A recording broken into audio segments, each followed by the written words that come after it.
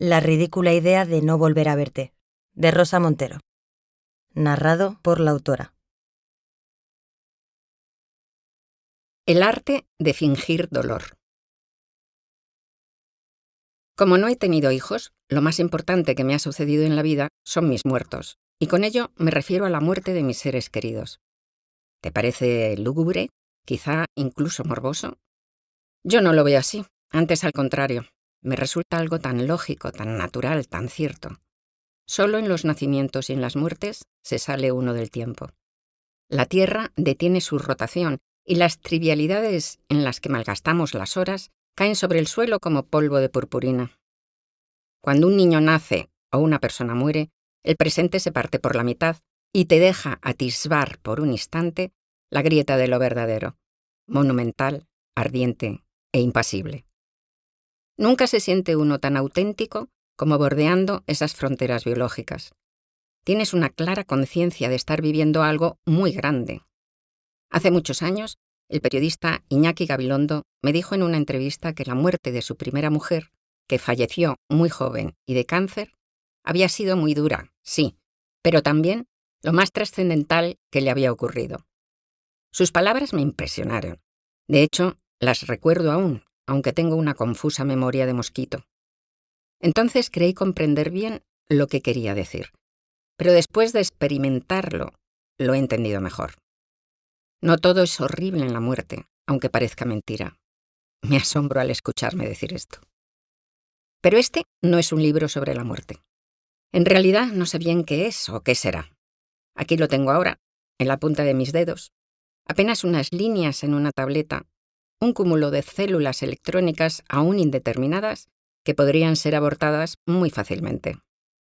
Los libros nacen de un germen ínfimo, un huevecillo minúsculo, una frase, una imagen, una intuición.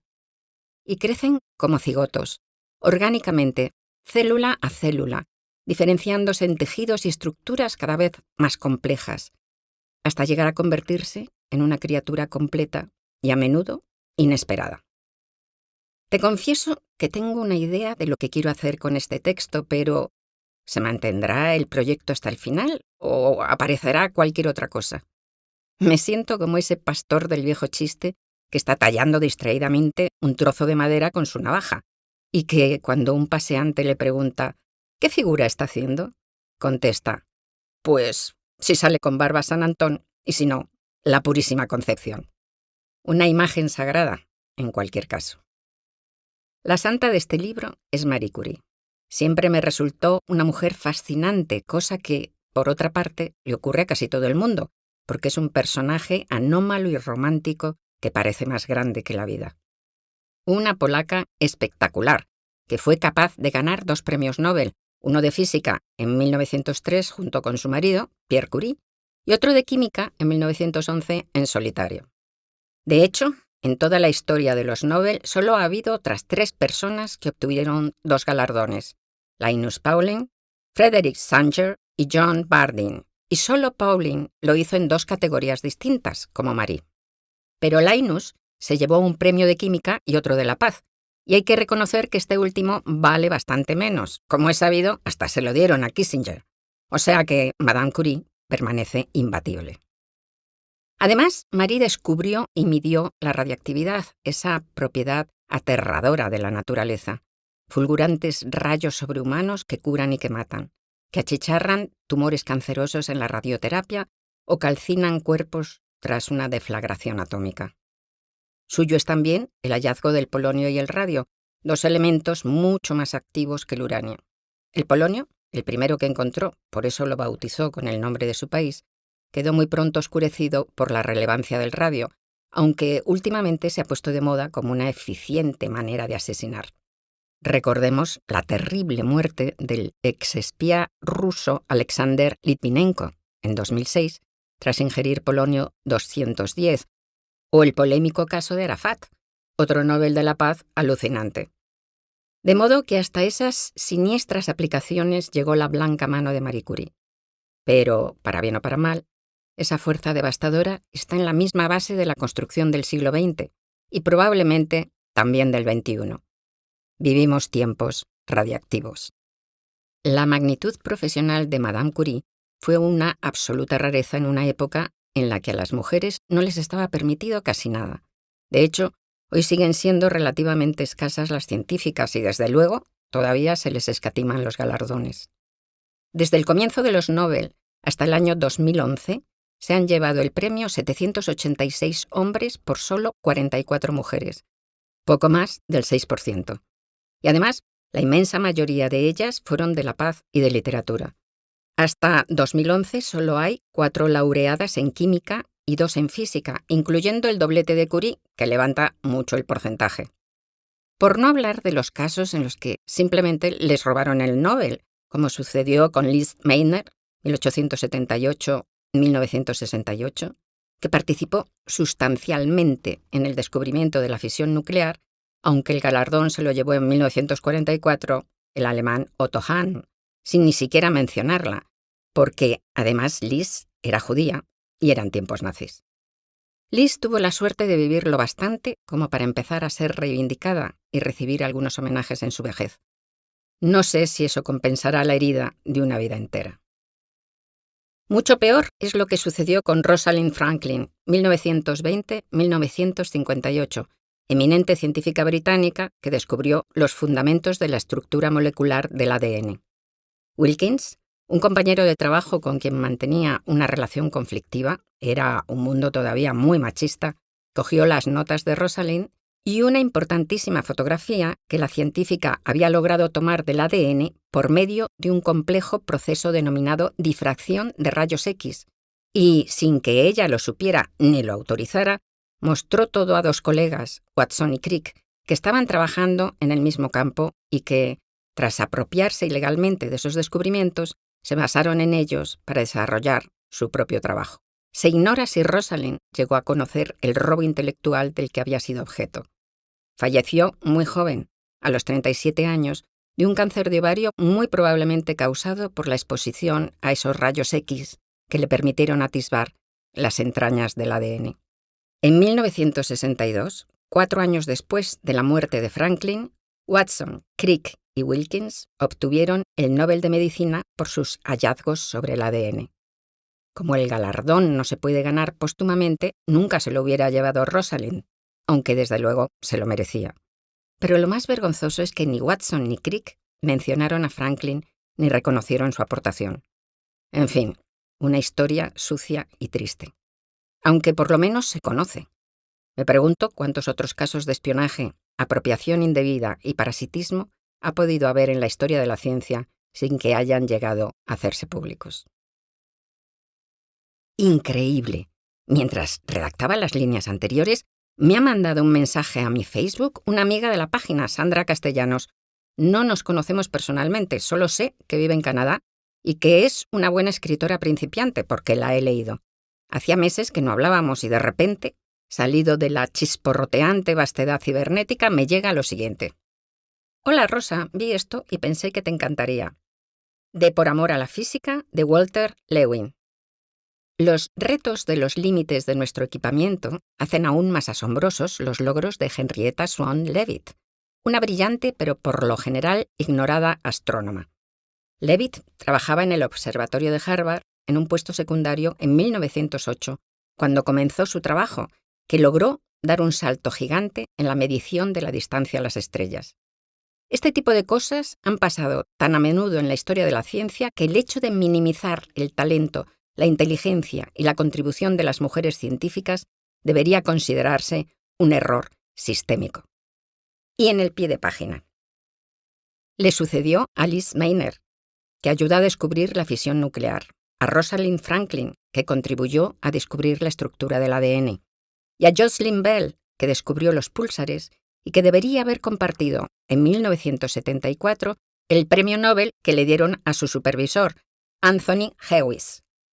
¡Guau! No sabía nada de Leavitt ni de Jocelyn Bell, pero lo que me ha dejado atónita es la espectacular sintonía en el tiempo y el tema. Y lo más inquietante, estas coincidencias, que parecen mágicas, abundan en el territorio literario. Pero de esto hablaremos más adelante. Yo estaba haciendo otra novela. Llevaba más de 2 años tomando notas, leyendo libros próximos al tema, dejando crecer el cigoto en mi cabeza. Por fin la comencé, o sea, pasé al acto, me senté delante de un ordenador y me puse a teclear.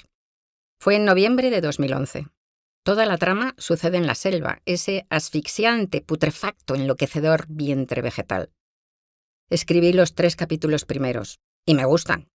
Además, sé todo lo que va a pasar después, y también me gusta, es decir, creo que puede ser emocionante para mí escribirlo. Y, sin embargo, a finales de diciembre dejé esa historia tal vez para siempre. Espero que no. Solo he abandonado otra novela a medio hacer en toda mi vida. Sucedió en 1984 y en aquella ocasión llevaba un centenar de páginas. Las tiré, salvo las 5 o 6 primeras que publiqué a modo de cuento con el título de La vida fácil en mi libro Amantes y enemigos. Esa novela no volverá jamás.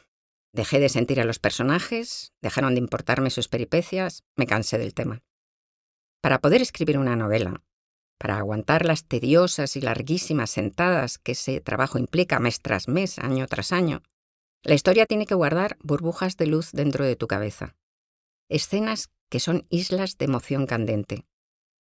Y es por el afán de llegar a una de esas escenas que, no sabes por qué, te dejan tiritando, por lo que atraviesas tal vez meses de soberano e insufrible aburrimiento al teclado. De modo que el paisaje que atisbas al empezar una obra de ficción es como un largo collar de oscuridad iluminado de cuando en cuando por una gruesa perla iridiscente. Y tú vas avanzando con esfuerzo por el hilo de sombras de una cuenta a la otra, atraída, como las polillas, por el fulgor, hasta llegar a la escena final, que para mí es la última de esas islas de luz, una explosión radiante. Por cierto que cada novela tiene pocas perlas. Con suerte, con muchísima suerte, tal vez 10. Pero incluso puedes apañártelas con 4 o 5 si son lo suficientemente poderosas para ti, si son embriagadoras, si las sientes tan grandes que no te caben dentro del pecho y te dices, yo esto tengo que contarlo. Porque de no hacerlo, presumes que la escena estallaría en tu interior y terminarías sacando chorros de vapor por las narices. Y lo que sucedió con aquella novela de 1984 es que las bombillas de la verbena se apagaron. Se acabó la necesidad, el temblor y el embeleso. Fue un verdadero aborto y además tan tardío, digamos metafóricamente de unos 5 meses, que mi salud literaria se resintió. Me capturó la seca, como decía Donoso, y pasé casi 4 años sin poder escribir. Un maldito infierno, porque al perder la escritura, perdí el nexo con la vida. Sentía una atonía, una distancia con la realidad, una grisura que lo apagaba todo, como si no fuera capaz de emocionarme con lo que vivía si no lo elaboraba mentalmente por medio de palabras. Si te fijas bien, es posible que Fernando Pessoa se refiriera a eso en sus célebres versos. El poeta es un fingidor. Finge tan completamente que llega a fingir dolor del dolor que de veras siente. Tal vez el escritor sea un tipo más o menos tarado, que es incapaz de sentir su propio dolor si no finge o construye con palabras sobre ello. Con esas palabras que colocan, que completan, que consuelan, que calman, que te hacen consciente de estar viva. Vaya, todos los términos me han salido con C. Extraordinario. El ciego tintineo del cerebro. No creo que mi relato de la selva esté tan muerto como aquel de 1984 que me acabó bloqueando. Quiero pensar que es una simple falta de sintonía entre el tema y yo, que no era lo que quería contar ahora o que antes necesitaba contar otra cosa. Esa novela apareció en mi cabeza durante los meses de la enfermedad de mi marido. Es la trama más oscura, más desesperada y acongojante que he ideado jamás. Y ahora no me veo ahí. No quiero meterme ahí. No deseo pasar el próximo año atrapada en esa selva trituradora. En esas estaba cuando llegó un email de Elena Ramírez, editora de Seix Barral. Me proponía que hiciera un prólogo para Únicos, una colección de libritos muy breves. El texto del que quería que hablara era el diario de Marie Curie, poco más de una veintena de páginas redactadas a lo largo de 12 meses después de la muerte de su marido, que falleció, a los 47 años, atropellado por un coche de caballos.